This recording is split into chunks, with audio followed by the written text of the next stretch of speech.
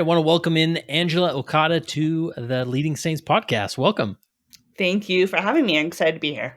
Yeah. Now, I correct me if I'm wrong in how I'm remembering this, but you reached out to me about having more content out there about just the experience of single adults in the church, not necessarily young single adults, in that 18 to Yeah. 29 age range.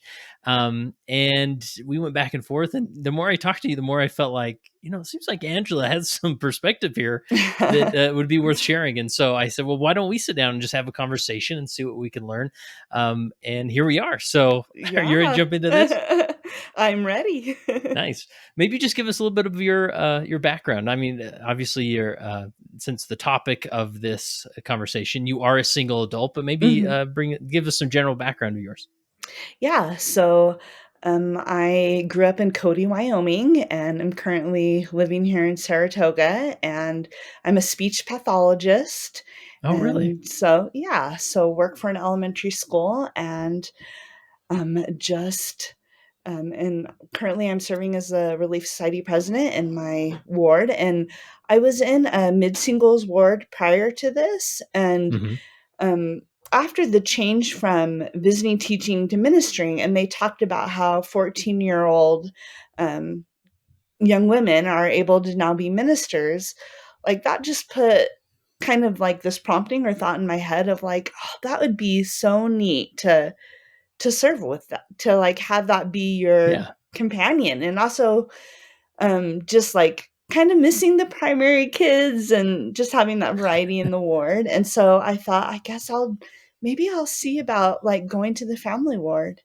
And so that I went Yeah. to the family ward, and that first Sunday I kind of, it was confirmation that I was supposed to like change my record. So here we are. Wow. That's great. That's great. How long Yeah. were you in this ward until you were called as Relief Site president? And what's the story behind you being called? Yeah, so, it wasn't too long after I moved to the ward that I was called as the first counselor in the Relief Society, and then it was about a year after that, I was called to be the Relief Society president, and so it's been about 3.5 years, 4 years. Wow. Okay. Yeah, And so what do you remember from just starting this calling as Relief Society president? Just like picking counselors or Mhm. establishing a rhythm to it? Yeah, I think, like, with anyone, you have, like, the initial feeling of being a little overwhelmed, especially because I knew some of the commitments that it would involve, like the time commitment, and just our Yeah. ward is a transient ward and a lot of, needs, and so that I was a little bit nervous about that, especially because I work full time, and so it's not, I only have a certain amount of time in the day, so I was a little bit worried about that, but I knew that it was gonna be a great opportunity for, um hopefully to impact the lives of the sisters in the ward and to strengthen my testimony and hopefully strengthen their testimony.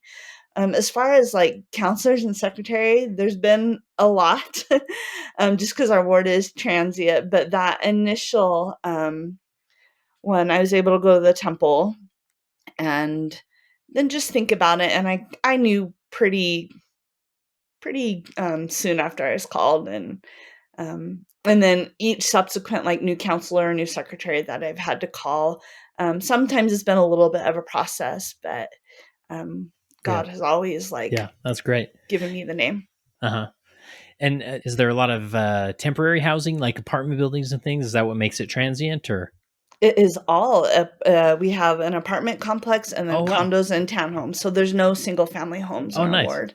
Oh, that's great. I love to hear when wards are like that, because that's where when I was bishop, that was the makeup Mm. of my ward. I lived in a condo and a bunch of apartment buildings, and it sometimes breaks my heart when I see, maybe sometimes they'll get really creative with drawing the lines and splitting up apartment buildings, and Oh, I think, man, like, it's such an experience for those individuals. Even though I was a young bishop and probably wasn't prepared, but man, I uh-huh. grew so much from that. So that's awesome. Yeah, and it's nice just that everyone is, like, really close by, and just I feel like we really have to take care of each other because a lot of people are kind of in transition or they're newly married couples and they're away from family, and so Yeah. it's kind of a neat setup. So Yeah, that's awesome. All right, well, let's jump into the principles a little bit here, or ease into them. Did you feel like, as a single adult, I mean, maybe you didn't even realize there was a change in the Relief Society presidents coming, but did you feel like you'd be on the list of options of people to replace the Relief Society president? um, I don't know. To be honest with you, I Okay, you didn't. don't know if It's I not a think I thought you kind had of or anything. had a Yeah, little bit of a feeling, but it's kind of one of those things that I I you're just busy with life and work and serving, and so, yeah, um, yeah. Sure.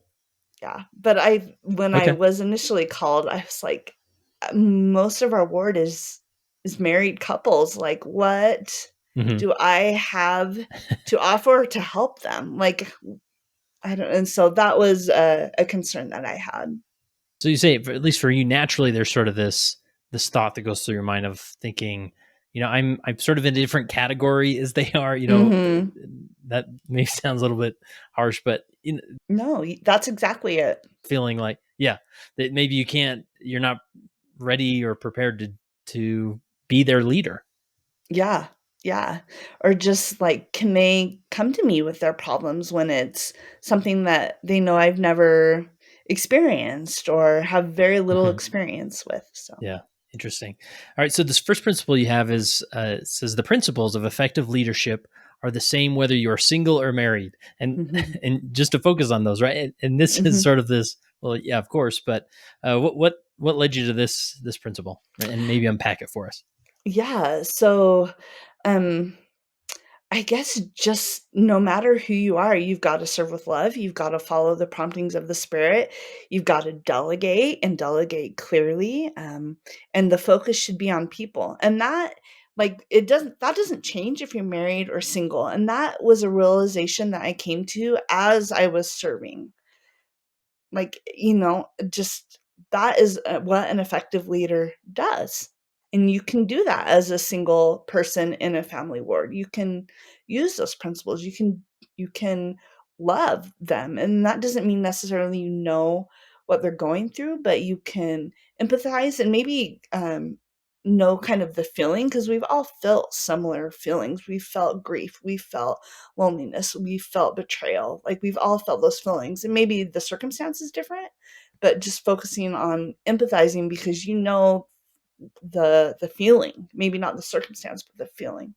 Yeah, and I'm just thinking of that, maybe that single adult Relief Society president, newly called, that's listening to this, and like the big overarching principle that comes, like, is just take a deep breath and realize you're not that different, No. and you can do this, and the same principles apply, and move forward with confidence.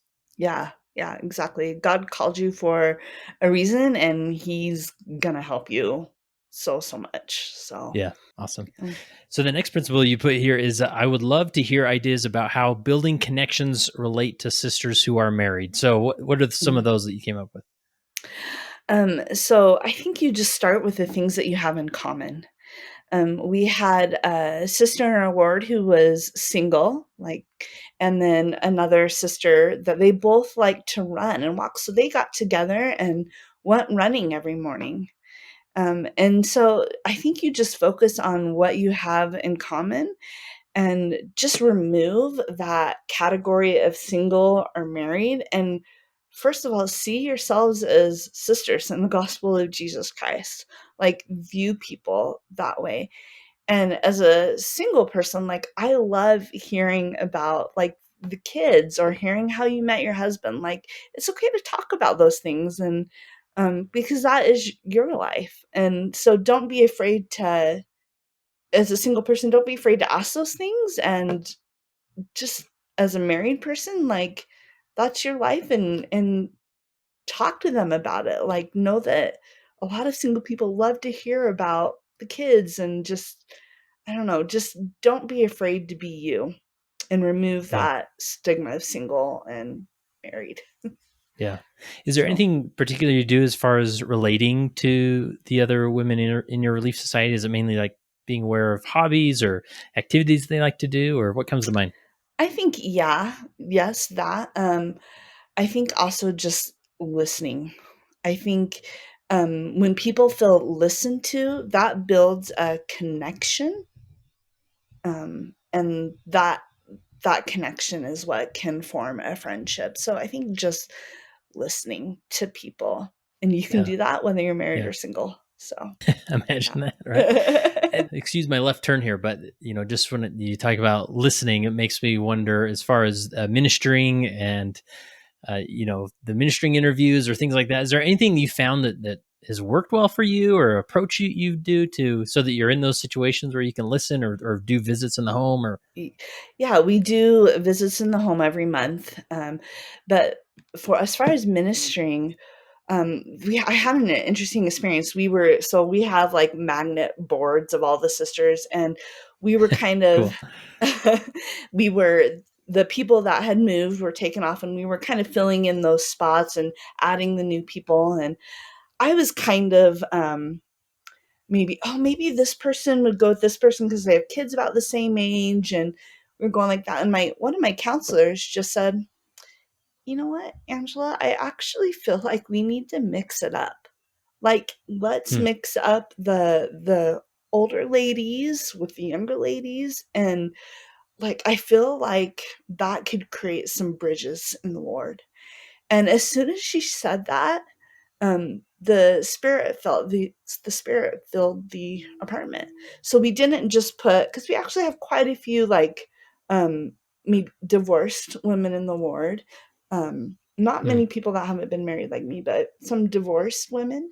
And we didn't just put them all together as companions. Like we tried to mix it up, and I think that is um I don't know. I just felt like the spirit guided that decision so that they could feed off of each other.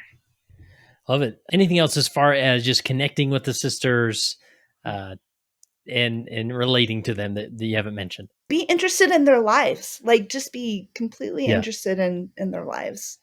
Genuinely interested. Awesome. So this next principle is one that I mean, no word escapes just the trauma, the heartbreak that Mm, happens in individual lives, whether it's a divorce, whether it's a miscarriage, infertility struggles. I mean, yeah. the list goes on. And obviously, this is the relief society, right? And we would Mm, hope that people would find relief as they engage with this society, but it is a daunting task at times, especially when it yeah. feels like it's on your shoulders as the relief society president. So, uh, take us down that path as far as how you approach that. Obviously, I don't anticipate you figured it out by any means, but No. what does that look like?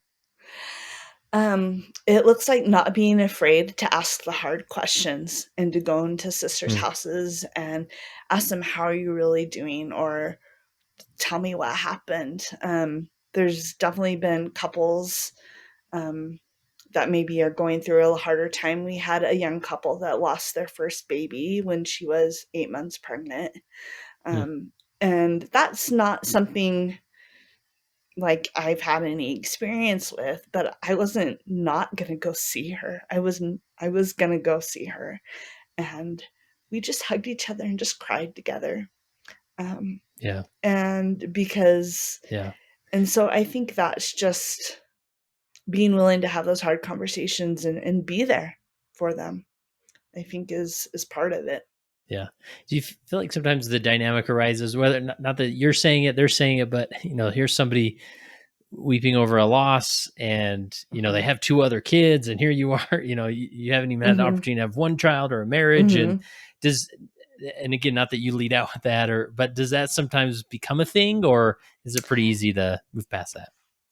It's easy to get over that because I hope that all they feel from me is love.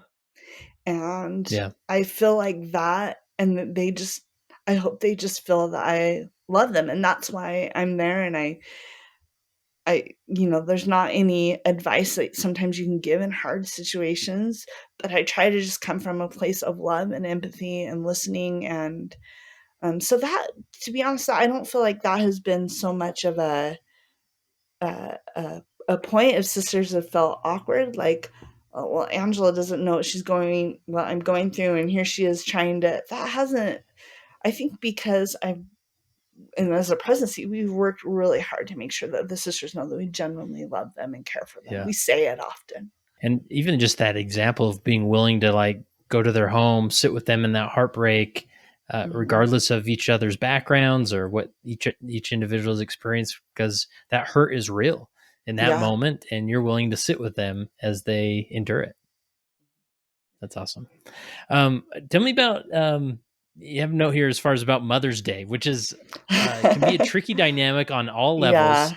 but even for single, maybe in a unique way for single sisters. What comes? Mhm. Any stories come to mind as far as Mother's Ye Day? Yeah. yeah, well, I feel like, Sister Eubank had made a post on Mother's Day, like, I think it was just that first, Mother's Day that she was called in the General Relief Society presidency, and she is single and doesn't have kids, and it was just a beautiful post, and I remember and this was a couple Mother's Days ago, um, I just remember feeling like there's a lot of sisters that can have some anxiety around Mother's Day, whether it's because for a variety of reasons, I guess I should say. And I just felt really strongly that, to express love and to express that. So I did a post and I sent it as a mass email to them. And the response, um, just I felt like God through those words just maybe helped relieve a little bit of anxiousness on Mother's Day. And it was just a letter to the sisters that I mass emailed. It says, "Dear sisters, I am acutely aware that there are a variety of emotions associated with Mother's Day. For some women, it's simply a day to celebrate their mom and or being a mom. For others, this may be the first Mother's Day without their mom, and the waves of grief are hitting in full force. Still, others are struggling to build a healthy relationship with their mother and mourn the type of mother they wish they could have. Some women yearn to be mothers, but it feels like a dream that will never be reached. There are women who have lost children and ache to hold them again, or ache because they never got to hold them. There are women who wish their children were making different choices and whose heart breaks because of the pain their children are going through. I love the way Sister Shoe Bank expressed her feelings in this blog, and then I put a link to the blog. Sisters, please hear me loud and clear. Whatever your circumstance, the Relief Society lesson on Sunday will be for you. And our bishop taught a great lesson about the parable of the 10 virgins. And I just didn't want any sisters to feel like that they couldn't come to church on Mother's Day because it would be too hard for them. Like, I just didn't want that. And hopefully that helped a little bit. So you sent that out like the week before Mother's Day? Yeah. Oh, nice.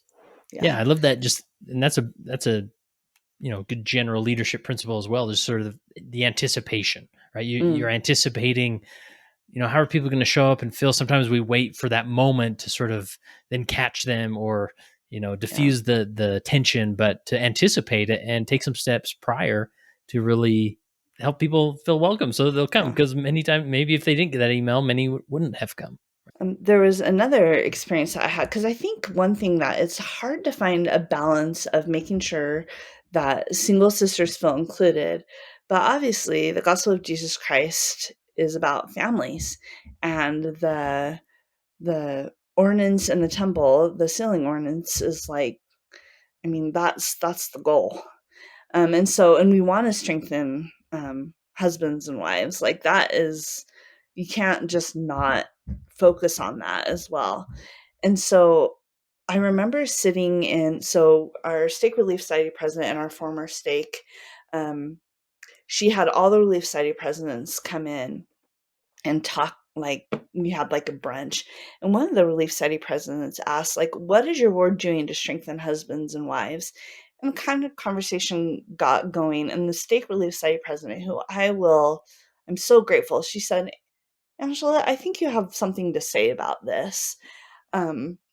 Because there it just felt like that single sisters were not being focused on, or single adults were not like that. And I gave an answer, but if I had to go back, I Now's would your chance, Angela. yeah. If We're I going back had in time. yeah, if I had to go back, I would say focus on Jesus Christ, because whether you're married or single, you need the atonement of Jesus Christ, and focusing on Christ is gonna strengthen husbands and wives and their Yeah. relationship, their covenant relationship, and it's going to strengthen single people who have to rely on the Savior as well. And so, if I had to go back, that's what I would say: is focus on Christ and the atonement. Yeah. Love And it. And I was the only single sister at that brunch, and all eyes went on me, and I was like, so if I had to go back, that's what I would say now.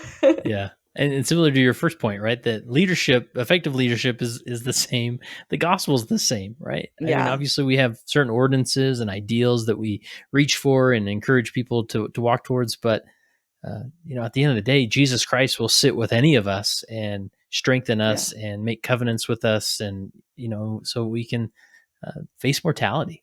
yeah, Awesome, absolutely, absolutely. awesome. All right, next principle here is just balancing, making sure that those that are single feel included and integrated in the ward, while we strengthen husband and wives. That's similar to sort of that story. Anything Yeah. else to add to that we haven't covered already? One thing that I brought up in ward council is there was about 4 months that our ward was a husband and wife speaking in sacrament meeting, and that Mm. is all who was speaking Week except after for week, right? yeah, Uh-huh. except for fast Sundays, and we had a couple high counselors speaking. And before I brought this up, I just made sure that I had it right. And so I asked the clerk, I'm like, can you give me a list of who's spoken in sacrament meetings you know, for the last 4 months? And as I looked through the list, it was a married couple every single time. Hmm. And so, I brought that up at ward council. I said, that's fine to do, but when it is almost every sacrament meeting, and we have this many single people in the ward, what message does that send to them? And I think so we've tried to mix it up a little bit Hmm. and just make sure that it's not necessarily a husband and wife speaking all the time, um, or Yeah. always a husband and wife saying the opening and closing prayer, because I think um, unintentionally that can send a message of who's important in the ward, who gets asked to do things. Uh-huh. And So bless the hearts of our bishoprics out there. I They're know. doing their best, and Yes. sometimes, but this can manifest itself in so many areas of leadership that the Mhm. practical sort of drowns out the personal. Right? That Mm.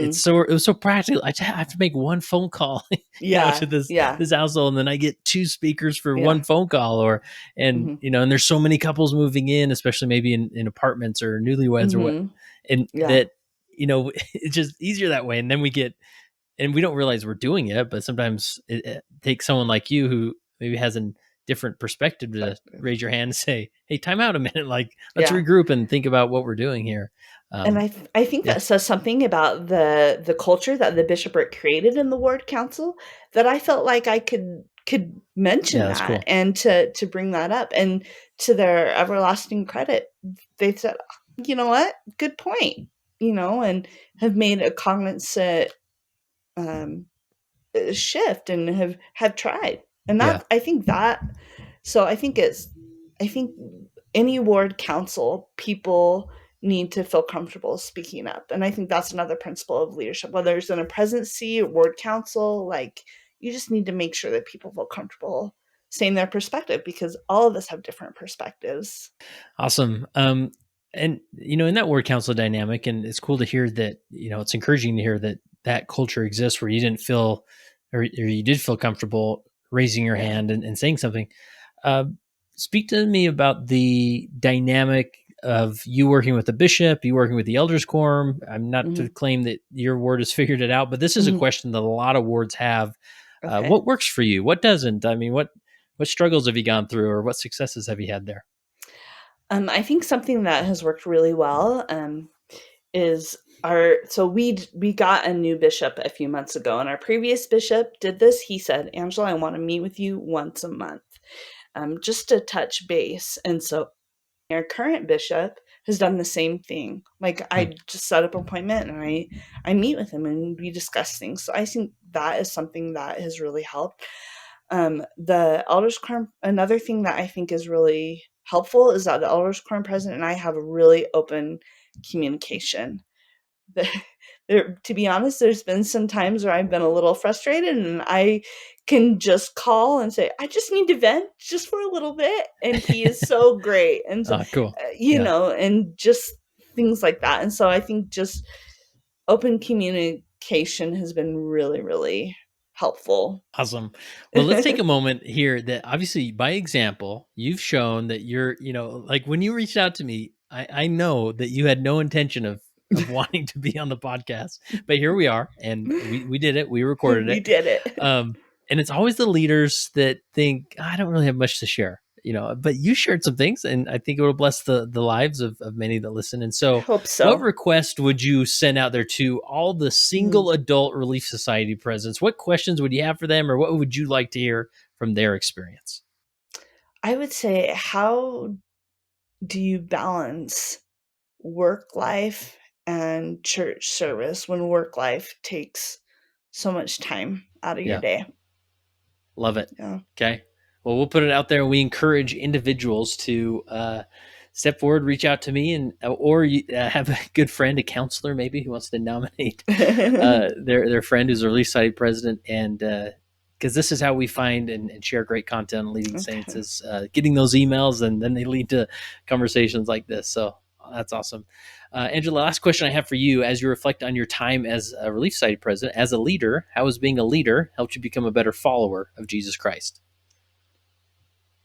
Because I think it is expanded my heart to love people that I don't necessarily wouldn't uh, be buddy buddy with or go out of my way to build a friendship with. And it's expanded my heart, and that I think is the essence of being a disciple of Jesus Christ is loving those around us.